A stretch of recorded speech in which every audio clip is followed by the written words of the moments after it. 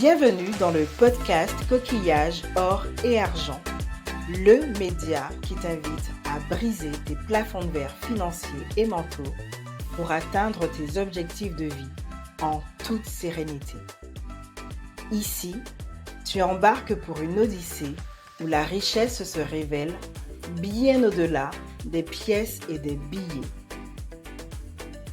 Au fil des épisodes, nous plongerons dans l'intimité de notre relation avec l'argent, nous décortiquerons les limites que l'on s'impose à soi-même, mais surtout, nous mettrons en lumière l'importance de prendre soin de ses finances au quotidien, car l'argent, sujet encore trop tabou dans nos sociétés, a une influence parfois délicate sur notre mindset, notre bien-être et nos projets de vie. Alors, que tu sois en voiture, dans les transports, au bureau, à la plage, chez toi ou même dans les bois, ce podcast est ton refuge sonore. Et chaque semaine, il t'enrichira grâce à un nouvel épisode, solo ou avec invité, de quoi t'ouvrir les portes de la richesse et de l'abondance. Bienvenue dans un tout nouvel épisode du podcast Coquillage, or et argent, le podcast qui t'enrichit en parlant d'argent autrement. Aujourd'hui, nous allons parler d'un sujet d'actualité, car il y a quelques jours, à la fin d'un atelier que j'animais sur l'argent pour une association, une femme m'a posé une question toute simple, mais qui m'a interpellée. Est-ce que l'État peut nous prendre notre argent en cas de crise ou en cas de guerre? Sur le moment, j'avoue que j'ai trouvé la question un peu brutale, limite un peu parano, surtout que moi, je ne traite pas de sujet d'actualité volontairement et en même temps, je ne peux pas cacher que cette question m'a poursuivie parce qu'elle révèle quelque chose d'essentiel en nous. Elle parle de notre peur. La peur que ce qu'on a mis de côté, ce qu'on croit nous appartenir, puisse nous échapper du jour au lendemain. Et alors aujourd'hui, je me suis dit, j'ai envie de lui répondre. J'ai envie de lui répondre et j'ai surtout envie de creuser cela avec toi. Donc on va parler de ce que l'État peut ou ne peut pas légalement faire avec notre argent. On va plonger dans l'histoire récente pour voir ce qui s'est déjà produit par le passé et ailleurs dans le monde. Et surtout, on va essayer de comprendre pourquoi cette question, elle revient avec autant de force aujourd'hui.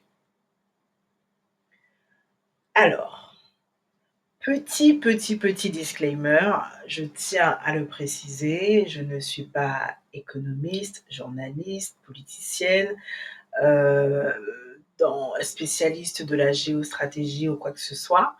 Par contre, je fais des recherches et par rapport aux recherches que j'ai pu faire, je donne mon opinion. Donc tout ce que je dis, vous avez le droit de le remettre en cause, de poser des questions. On est là pour ça, on est là pour discuter. Deuxième disclaimer qui est hyper important, ce serait bien en fait que nous restions lucides face à tout ce qui se passe dans le monde. C'est important. Et parce que pour moi, il n'y a pas forcément de raison de paniquer. Donc ensemble, ce qu'on va faire, c'est qu'on va faire le tri sur tout ce qui est dit. Et c'est aussi pour ça que j'ai découpé la discussion en 5 temps, en 5 parties, pour que justement vous puissiez mieux vous repérer.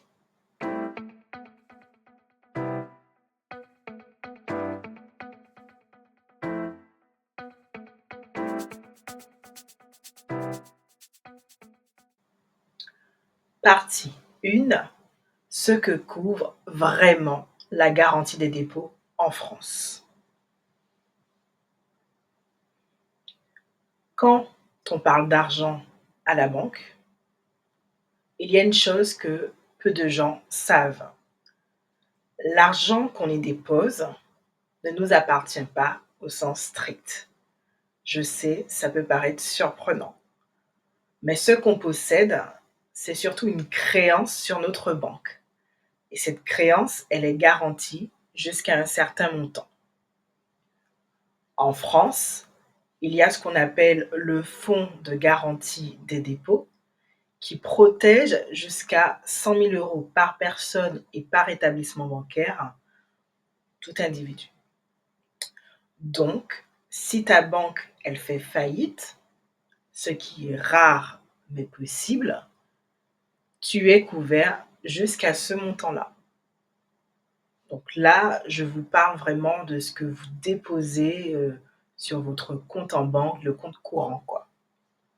L'argent que vous gagnez et que vous déposez.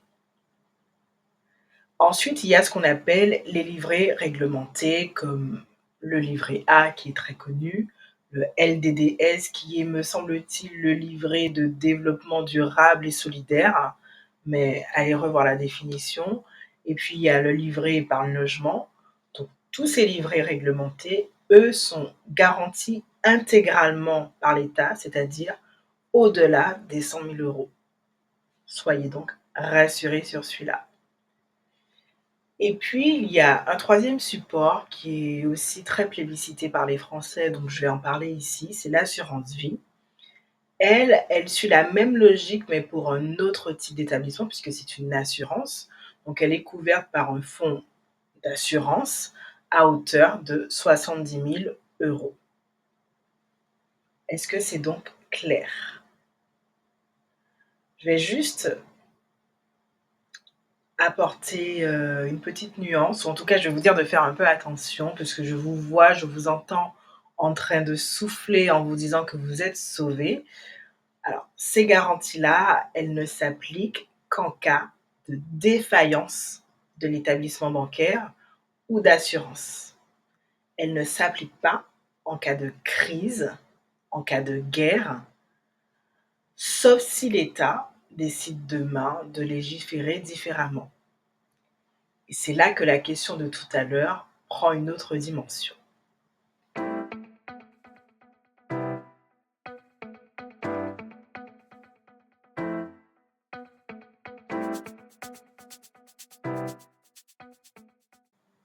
Partie 2. Ce que l'État peut légalement faire en cas de crise ou de guerre. Alors, justement, qu'est-ce que l'État peut faire légalement si la situation devient critique, si on entre en guerre, si une crise économique sans précédent venait à frapper? 1. La réquisition en cas de guerre. Le Code de la défense permet à l'État de réquisitionner les personnes, les biens et les services. Donc potentiellement ton argent aussi. Si la survie de la nation est en jeu, tout peut être mobilisé. C'est écrit dans l'article L2211-1 du Code de la défense. C'est dans les textes et nul n'est censé ignorer la loi. 2. Il y a aussi le contrôle des capitaux en cas de panique financière, par exemple. C'est une autre possibilité qu'il y ait une instauration d'un contrôle d'échange. L'État peut décider de limiter les retraits, d'encadrer les virements ou de bloquer les transferts d'argent à l'étranger. C'est d'ailleurs ce qui s'est passé en Grèce en 2015 ou à Chypre en 2013. Et en France, c'est aussi prévu dans l'article L151-1 du Code monétaire et financier. Vous voyez, tout est déjà écrit. 3. La taxe exceptionnelle via une loi. Il est vrai que l'État pourrait aussi créer un impôt exceptionnel. C'est rare, mais c'est déjà arrivé par le passé, notamment en 1945, où après la guerre, la France a imposé un prélèvement exceptionnel sur les revenus pour financer la reconstruction. Donc rien ne l'empêcherait de faire la même chose demain si le Parlement votait en ce sens. 4. La ponction bancaire via le buy-in européen. Donc depuis 2016, il y a une directive européenne qui prévoit que si une banque fait faillite, ce sont d'abord ses actionnaires, ses créanciers et les gros déposants, c'est-à-dire au-delà de 100 000 euros, qui peuvent être sollicités pour éponger les pertes. C'est prévu par la directive européenne BRRD qui signifie Bank Recovery and Resolution Directive. Voilà. Ah oui, il y a un cinquième point qui est aussi possible, c'est la nationalisation, le gel ou la régulation exceptionnelle.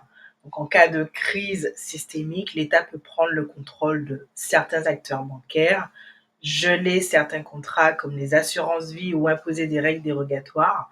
Bien sûr, ce sont des outils d'exception, mais ils existent.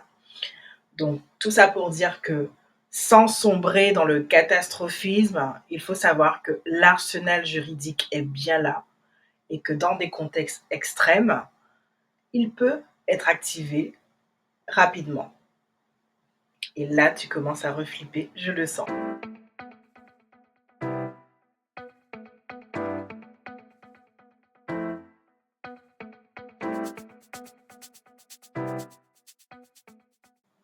Partie 3 des précédents historiques concrets. Maintenant qu'on a vu ce que dit la loi, on va regarder ce que l'histoire récente nous montre. Parce que la question est-ce que l'État nous prend notre argent? Ce n'est pas juste théorique. Il y a des pays, parfois très proches de nous, où cela s'est réellement produit. Premièrement, il y a les États-Unis. En 1933, en pleine Grande Dépression, Roosevelt signe un décret obligeant tous les Américains à remettre leur or à la réserve fédérale. Et ceux qui refusaient risquaient jusqu'à 10 ans de prison. Officiellement, c'était pour stabiliser l'économie, mais c'était plutôt une forme de confiscation, on ne va pas se le cacher. Et l'or a ensuite été revalorisé, ce qui a appauvri mécaniquement ceux qui avaient été forcés de le rendre. Voilà. Ensuite, il y a l'Argentine. En 2001, peut-être que vous avez déjà entendu parler de ça, il y a eu une grosse crise économique majeure en Argentine où les banques ont fermé, les retraits ont été plafonnés à 250 pesos par semaine, ce qui est équivalent à 223 euros à l'époque. Et ensuite, le pays il a basculé dans ce qu'on appelle le corralito et dans l'économie parallèle a explosé. La confiance s'est effondrée et les épargnants ont perdu au passage une bonne partie de la valeur de leur argent. Et je dis bien à l'époque puisque je sais que maintenant, la crise monétaire est toujours là, en tout cas en Argentine, et que la monnaie s'est beaucoup dévaluée depuis. Je pense qu'elle a perdu au moins 10 fois de sa valeur par rapport à 2020. Donc voilà. Ensuite, on a Chypre, pas très loin d'ici, en 2013, où il y a eu une crise bancaire et l'Union européenne a imposé une condition pour un plan de sauvetage de ponctionner directement les comptes bancaires de plus de 100 000 euros. Vous voyez, je vous dis, c'est des choses qui sont déjà arrivées par le passé, c'est des choses qui sont arrivées pas très loin de chez vous. Et donc, du coup, ce n'est pas impossible que demain, ça vous arrive. Donc, les déposants, ils ont été mis à contribution sans avoir leur mot à dire. Et c'est ce qu'on appelle le buy-in, la directive dont je vous ai parlé tout à l'heure. Ensuite, il y a eu la Grèce. Peut-être que vous avez aussi entendu parler de la Grèce en 2015, où il y a eu un conflit ouvert entre la Grèce et ses créanciers. Les banques ont fermé, les retraits étaient limités à 60 euros par jour. Il était impossible de faire des virements à l'international. Le résultat, ça a créé une panique générale et une explosion de l'économie en cash. Et puis le dernier exemple que moi j'ai en tête, c'était le Liban. Il y a eu une crise bancaire entre 2019 et 2022 qui a provoqué une crise humanitaire. Les banques ont limité et bloqué les retraits. Certains citoyens sont allés jusqu'à braquer leur propre banque pour récupérer leur économie, leurs fonds. Les comptes sont là, mais ils étaient inaccessibles et la monnaie s'est effondrée, les prix ont flambé et bah, l'épargne a fondu comme neige au soleil, hein, voilà. Donc tout ça pour dire que, en fait, ce sont pas des dystopies ce que je vous raconte, c'est pas dans les films, hein, ce sont des faits réels, documentés et parfois dans des pays dits démocratiques. C'est pour ça qu'on en parle aujourd'hui, j'en parle aujourd'hui avec vous, sans alarmisme, mais avec quand même, lucidité. C'est important.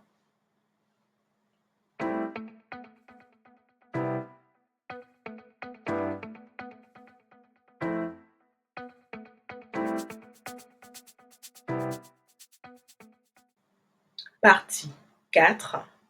Et en France, est-ce que c'est probable? Alors, est-ce que cela pourrait arriver en France? Est-ce qu'on doit s'attendre à voir notre argent ponctionné, bloqué ou réquisitionné du jour au lendemain? Bah, aujourd'hui, la situation financière en France reste relativement stable, hein, on ne va pas se le cacher. Les banques françaises sont bien capitalisées, la garantie des dépôts est en place, la BCE veille, mais on va pas se mentir qu'il y a quand même des signaux d'alerte. La dette publique dépasse les 110 du PIB, l'inflation a fait son retour et surtout la défiance grandit en fait et ça c'est humain. Alors non, on ne peut pas dire que c'est probable, mais on ne peut pas dire non plus que c'est impossible. Et là tu me détestes parce que je ne t'ai pas donné de solution. Mais je vais t'aider à faire la part des choses. L'AFP en 2023 enfin, a démystifié en fait certaines rumeurs. Par exemple, la rumeur selon laquelle l'État pouvait saisir notre argent en 72 heures. Et ça, c'est entièrement faux. Cette décision nécessiterait un cadre légal très clair et un vote du Parlement.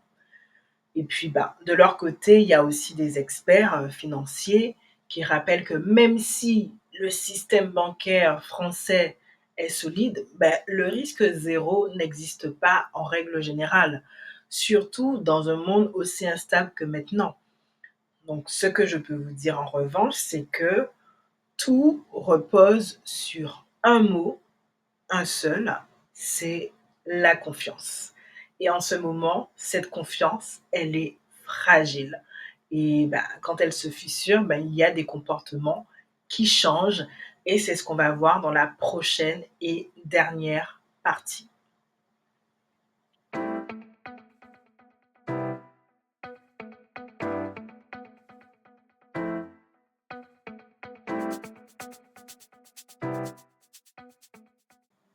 Partie 5. Pourquoi cela nous pousse à changer nos comportements? Tout simplement, quand la confiance s'effrite, les comportements évoluent.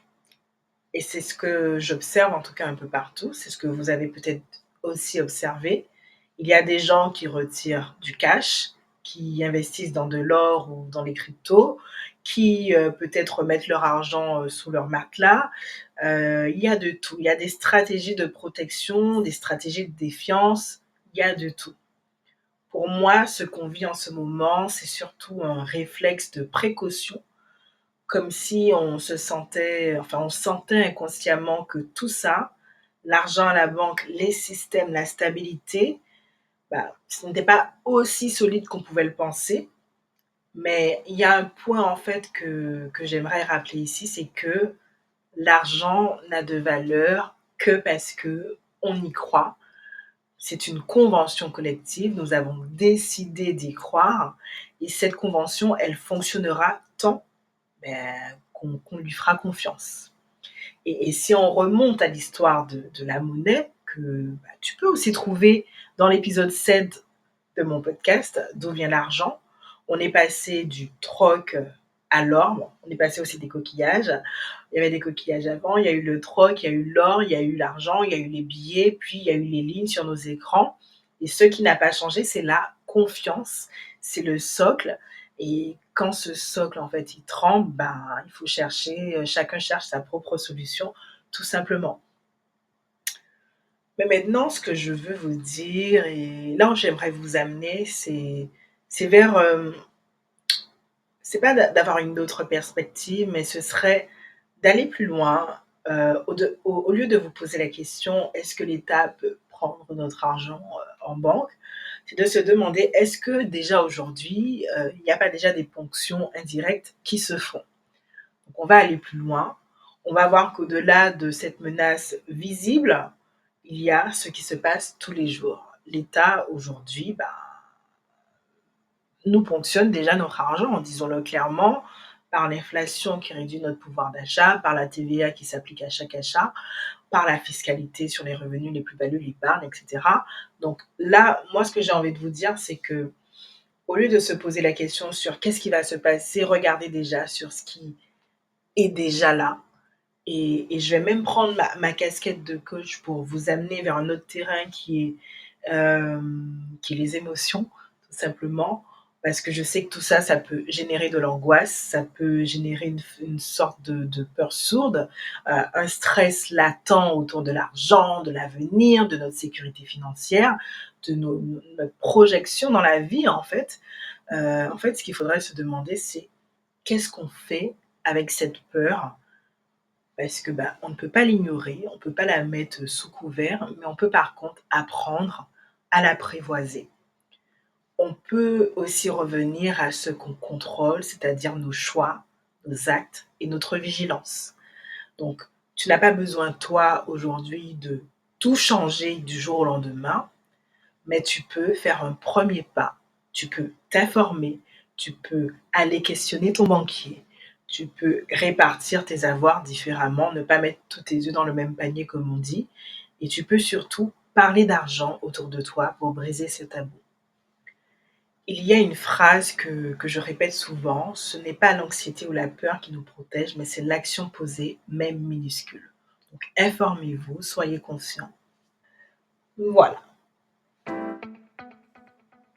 Alors, c'est tout pour aujourd'hui. Donc, si tu es encore là, bravo, parce que oui, cet épisode n'est pas le plus léger que j'ai pu faire, mais c'est justement aussi pour ça qu'il est important et je remercie cette femme de m'avoir posé la question, de m'avoir poussée aussi hors de ma zone de confort, de génie aussi tout simplement, parce que je pense qu'il est important encore aujourd'hui de s'informer sur toutes les dynamiques, tous les mécanismes en lien avec l'argent.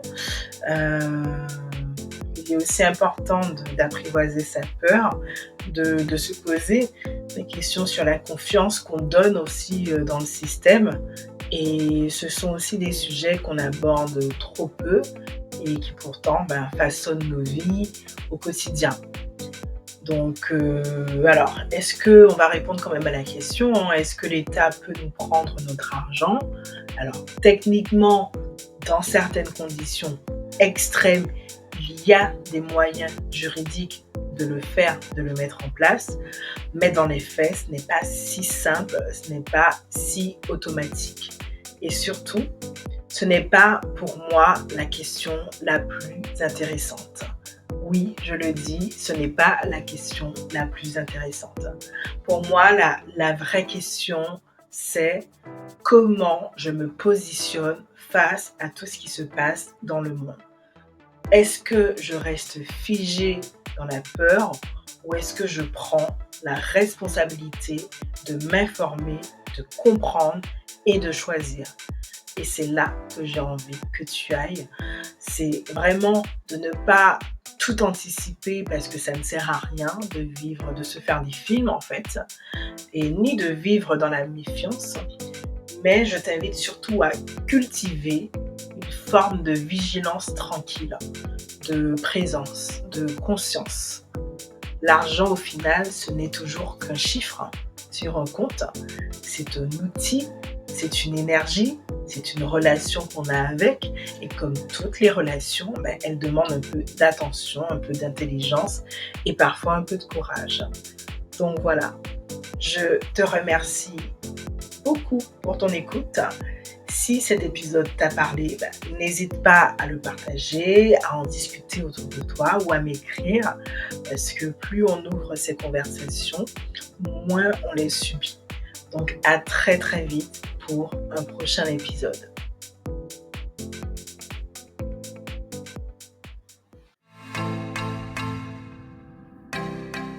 voilà, l'épisode du jour est terminé.